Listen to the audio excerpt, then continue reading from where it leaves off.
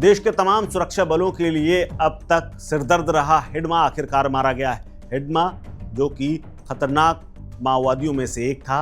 हिडमा माओवादियों का सबसे खतरनाक फील्ड कमांडर था और उसके खिलाफ करीब 150 से ज्यादा मामले थे और उसके ऊपर करोड़ों में इनाम था। अब उसको सुरक्षा बलों ने ढेर कर दिया है। हालांकि पहले भी कई बार इसके मारे जाने की खबरें आईं, लेकिन इस बार फोटो सामने आए हैं। 2021 के बाद कई बार ऐसी खबरें आईं कि वो मारा गया, लेकिन छत्तीसगढ़ पुलिस और केंद्रीय एजेंसियों के हाथ कभी कुछ ऐसा खास नहीं लगा। लेकिन पहली बार है जब हिडमा के मारे जाने की खबर उच्च सूत्रों से आई है और बाकायदा फोटो भी रिलीज किया गया है।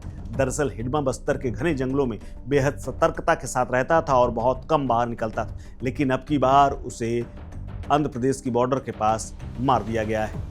इसकी तलाश एनआईए, सीआरपीएफ और तमाम सुरक्षा एजेंसियों को थी और ये मोस्ट वांटेड की लिस्ट में शामिल था। छत्तीसगढ़ पुलिस के मुताबिक हिडमा के खिलाफ लगभग 150 से ज्यादा आपराधिक मुकदमे थे, जिनमें मुख्य रूप से हत्या के प्रयास, यूएपीए यानी गैर कानूनी गतिविधि रोकथाम अधिनियम, आर्म्स एक्ट के तहत विस्फोट और राजद्रोह जैसे तमाम धाराएं इसके ऊपर लगी थी और इसने अब तक कई घटनाओं को अंजाम दिया था, जिसमें साल 2010 में झीरम घाटी हमला जिसमें कांग्रेस कार्यकर्ताओं और नेताओं को मारा गया था। इसके अलावा साल 2013 में दरबा घाटी हमला जिसमें महेंद्र कर्मा समेत 30 लोगों की मौत हुई थी। इसके अलावा साल 2017 में बुरकपाल हमला जिसमें 25 सीआरपीएफ के जवान शहीद हुए थे। तारेम हमला जिसमें 22 जवान शहीद हुए थे और ये सब हिडमा के नेतृत्व में ही अंजाम दिए गए थे। मदवी हिडमा, जी हाँ, असली नाम इसका मदवी हिडमू था। हिडमा जिसका जन्म छत्तीसगढ़ के सुकमा जिले में हुआ था और सबसे खतरनाक और वरिष्ठ नक्सली कमांडरों में से इसका एक नाम था।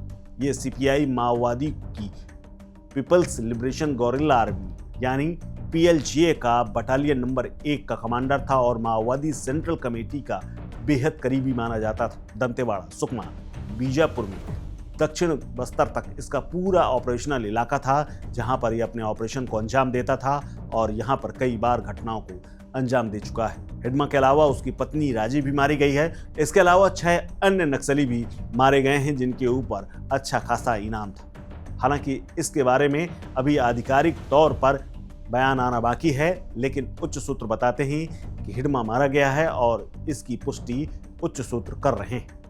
इस खबर में फिलहाल इतना ही। अपडेट्स के लिए बने रहिए वन इंडिया हिंदी के साथ। नमस्कार।